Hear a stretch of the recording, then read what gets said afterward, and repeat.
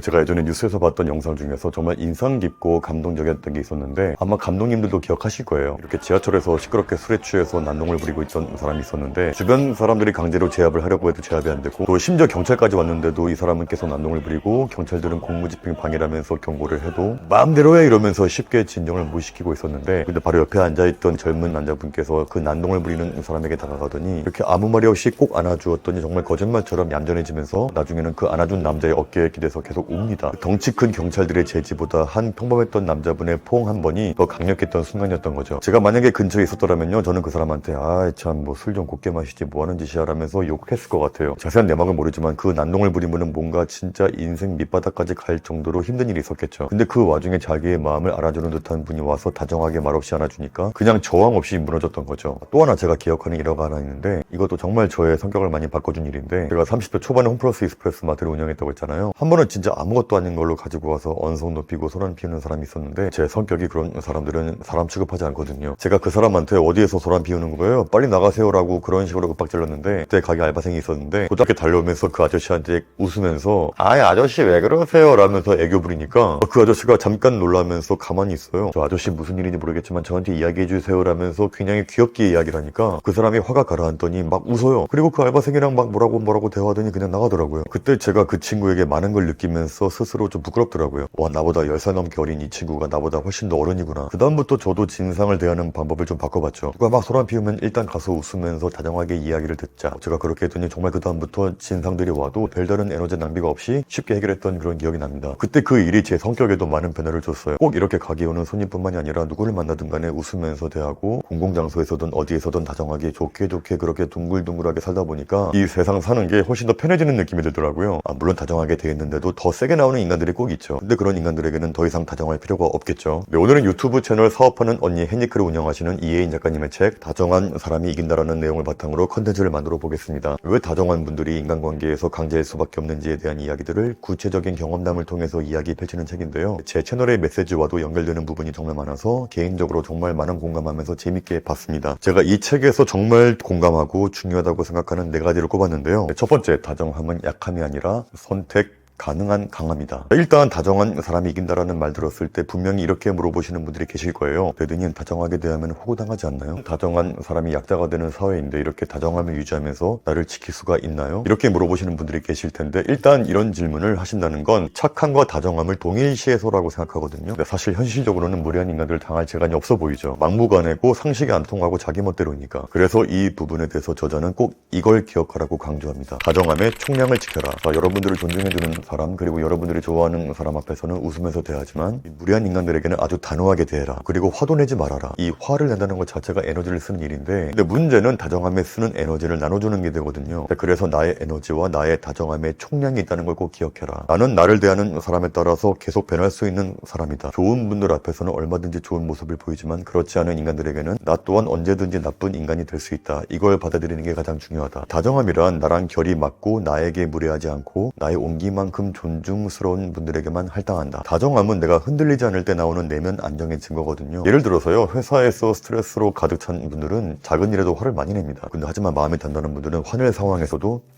그래, 이해한다. 그래, 너도 힘들었겠다 라고 말할 수 있죠. 그러니까 제가 처음 이야기했던 그 젊은이처럼 취해서 난동 부리는 분들까지도 안아줄 수 있는 거죠. 이건 약함이 아니에요. 내 감정을 스스로 다스릴 수 있는 사람만이 다른 분들에게 다정한 여유가 생긴다는 거 꼭 기억하시길 바라겠습니다. 두 번째는, 다정함은 한 사람의 인생을 바꿀 정도로 강력한 전염성이 있다. 제가 이 책에서 너무 좋았던 건 이 저자의 결핍이나 불안한 감정들이 다정함으로 이어지는 계기가 되는 이야기들이 나오는데요. 근데 사실 많은 분들은 자신이 예전에 겪었던 불행이나 결핍, 트라우마들을 이야기하는 게 쉽지 않거든요. 왜냐면 그게 자신의 약점이 될 수 있으니까. 근데 하지만 저자는 어린 시절에 겪었던 안 좋았던 일들과 그때 겪었던 감정과 경험들을 되게 솔직하게 이야기를 해줍니다. 다정함은 결국 자존감에서 오는 거고, 그 자존감은 나를 아끼는 마음에서 시작되는 건데, 전 이 책을 보면서 이 저자는 정말 내면이 단단하고 자신을 아끼는구나. 이 다정함을 통해서 다정하되 자기다움을 잃지 않는구나라는 느낌이 들었는데, 전 이 책에서 가장 공감이 갔던 이야기가 있었는데요. 저자는 태어나자마자 어머니께서 많이 편찮으셔서, 아기 때부터 계속 고본의 할머니네 아빠 오빠네를 오가면서 지냈대요. 특히 그 중에서 유치원에 다니고 있었던 7살 때까지의 그 기억을 담는 그 골목길에 다정한 어른들을 잊지 못한다고 합니다. 유치원이 끝나면 항상 달려갔던 문구점 아저씨가 푹신한 의자에 앉게 해주고 돈 계산하는 방법을 다정하게 알려주고, 또 책방에 달려가면 책방 언니가 언제든지 와서 놀다 가라고 따뜻한 공간도 만들어주고, 어린 시절에 그 좁은 골목길에서 만났던 다정한 어른들의 온기를 어른이 되었을 때도 기억을 하고, 또 그렇게 그 다정함을 다른 아이들에게도 전달해주고 살고 있으니까 그 다정함이 다음 세대까지 이어지면서 연결되니까 이 다정함이야말로 얼마나 인간관계에서 가장 강력한 영향력이고 힘인가. 제가 이 에피소드에 유독 공감을 했던 이유는 저도 비슷한 경험했거든요. 제가 5살 때 외할아버지랑 같이 살았는데 거기 위치가 정확히 지금의 부천역 전화국 사거리가 있어요. 지금은 완전 그쪽이 번화가가 되었는데 당시에 그쪽은 좁은 골목길이 있던 주택가였고, 저희 외할아버지의 집은 거의 쓰러져가는 초가집이었고 문풍지가 있던 집이었어요. 또 지금도 생생하게 기억나는 게 바로 옆집이 얼음집이었고 그 옆에가 세탁소, 또 그 옆에가 슈퍼마켓 그렇게 있었는데, 그때 어른들이 절 되게 이뻐했던 기억이 나요. 전 그때 얼음집 아저씨 얼굴이 기억이 나요. 항상 얼음을 만지셔서 그런지 얼굴이 항상 하얗고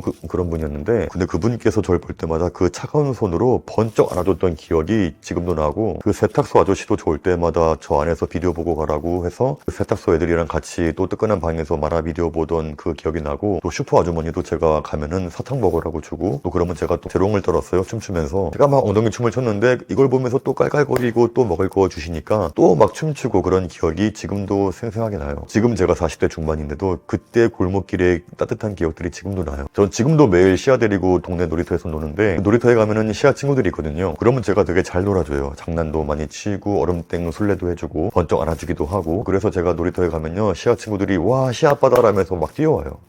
너무 귀여워 진짜. 또 애들 데리고 편의점에 가서 마실 것도 사주고 있는데, 전 이 애들이 나중에 자라서 이 책의 저자처럼 정말 옛날에 시아 아빠라는 분이 정말 따뜻하게 잘 놀아줬는데, 아이들이 그런 기억을 해주고 또 자라서 나중에 다른 아이들에게 다정하게 대해준다면 정말 행복하겠다라는 그 생각을 해봤어요. 자, 3번째는 다정한 사람들이 관계의 주도권을 가진다. 이 저자가 강조하는 메시지 중에 하나는 다정한 사람이 관계를 이끈다는 것인데요. 이 다정한 분들은 자기보다 아랫사람이라고 해서 함부로 막 소리 지르거나 상대를 막 억압하지 않습니다. 근데 이상하게도 저는 그랬어요. 다정한 분들 앞에서 더욱더 조심해지고 솔직해지고 좀 더 제대로 돼야 하게 됩니다. 제가 느끼기에는 다정한 분들은 상대방의 심리를 잘 이해하는 능력이 뛰어난 것 같아요. 이 말투는 부드러운데 기준이 명확해서 뭔가 알 수 없는 아우라가 보여요. 이런 분들의 가장 큰 특징은 나는 너를 존중한다. 하지만 나도 존중을 받아야 돼. 이 명확한 기준이 다정함 속에 들어있고, 이런 다정한 분들이 무너지지 않는 이유는 경계를 세울 줄 알기 때문이다. 이 부분에서 제가 기억에 남는 분이 있는데, 제가 군대 입대했을 때 최고참 병장 중에 한 명이었어요. 이름도 기억이 납니다. 박근덕 병장이라고. 지금 와서 생각해보면 그때 그 병장도 20대 초반이었을 텐데 어떻게 그렇게 어른스러웠을까 감탄 나오는데, 지금 제가 실명을 이야기하는 이유는 혹시나 그분이나 그분 지인들이 이 영상을 보고 저한테 연락을 하지 않을까 하는 기대거든요. 제가 지금도 너무 찾고 싶은 분이라. 그때 우리 소대가 굉장히 군기가 심한 내부반이었어요. 이 사령부의 위병소를 지키는 임무라서 항상 하이바와 군화가 빛나야 하고 옷은 칼각이어야 하고 또 외울 것도 많고 지킬 것도 많고 그런 곳이었는데, 구타와 욕설, 가혹행위가 정말 심했었어요. 근데 제가 그런 고참들을 보면은 무섭다라는 감정보다는 또 나중에 사회에서 만나면 죽여버린다 그런 증오심이 있죠.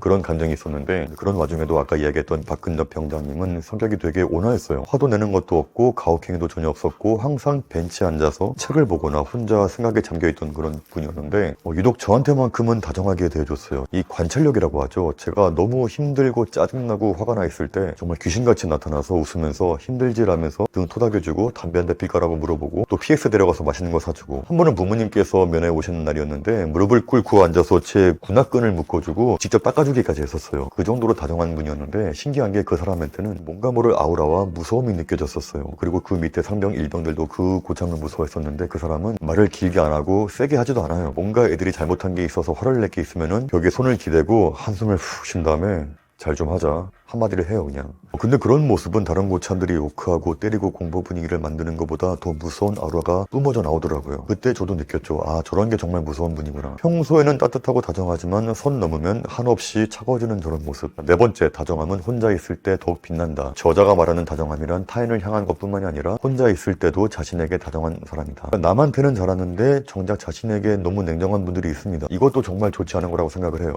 타인을 향해 있는 에너지가 너무 많다 보니 보니까 정작 중요한 나와의 관계를 파국으로 이끄는 건데, 제 친구 중에도 이런 친구가 있었어요. 정말 배려심 많고 착하고 친구들 잘 챙겨줘서 다 이 친구를 너무 좋아했는데, 아주 나중에 알게 된 건데 이 친구가 오랫동안 우울증이랑 공황장애를 겪어서 치료 중이었단 말을 들은 적이 있었거든요. 아니, 이렇게 밝은 친구가 그런 병을 가지고 있었나 했는데, 근데 알고 보니까 이 친구가 딱 그런 성격이었던 거예요. 그러니까 항상 스스로 나는 왜 이것밖에 못할까, 왜 나는 맨날 실패할까, 나는 왜 이렇게 쓸모가 없는 인간인 걸까 라면서 그런 식으로 자기를 많이 갉아먹었다고 해요. 전 유튜브 채널을 운영하면서 정말 다양한 분야의 많은 분들을 인터뷰했었는데요. 정말 누구보다 빛나고 멋진 분들도 자세한 이야기 들어보면요, 한 명도 인생을 순탄하게 아무 문제 없이 술술 풀리면서 살아온 분들은 없더라고요. 누구보다 밝은 분이지만 알고 보니까 오랫동안 약을 복용하는 분도 계셨고, 정말 누구보다 귀티가 나지만 너무나 어려운 환경에서 자란 분도 계셨고, 그러니까 누가 봐도 성공한 분이지만 한 번쯤 바닥을 치고 생을 끝내고 싶은 분도 계셨고, 이렇게 굴곡진 서사가 있었기에 지금의 단단하고 멋진 분들이 된 분들이 대부분이더라. 책의 한 부분을 읽어드릴게요. 빛나는 사람의 조건은 서사를 가진 사람이다. 그리고 그 서사는 늘 고요하지 않았다. 오히려 좋지 않은 상황으로 치닫는 클라이맥스가 있었고, 그 순간이 있었기에 더 많은 분들에게 위로를 줄 수 있었다고 믿는다. 빛나는 사람은 완벽한 사람이 아니라 불완전한 시간을 통과한 사람이다. 당신도 그 길 위에 있다. 그러니 오늘도 꿋꿋이 당신의 이야기를 살아내라. 그러기 위해서 어떻게 할까요? 그렇죠. 나 혼자 있을 때도